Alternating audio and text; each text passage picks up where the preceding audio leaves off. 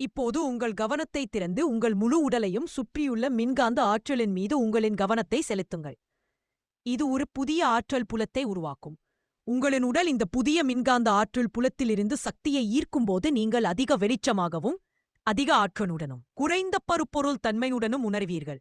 மேலும் உங்கள் உடலின் அதிர்வெண் உயரும். நினைவில் கொள்ளுங்கள், எல்லையற்ற ஒன்றை உருவாக்க விரும்பினால் எல்லையற்றதாக உணர வேண்டும்.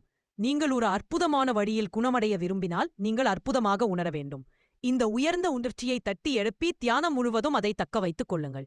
ஒவ்வொரு ஆற்றல் மையங்களையும் நீங்கள் ஆசீர்வதித்த பிறகு குறைந்தது 15 நிமிடங்கள் படுத்துக் கொள்ளுங்கள். ஓய்வெடுத்து சரணடைந்து உங்கள் தன்னாட்சி நரம்பு மண்டலம் இந்த எல்லா தகவல்களையும் உங்கள் உடலில் ஒருங்கிணைக்க அனுமதியுங்கள்.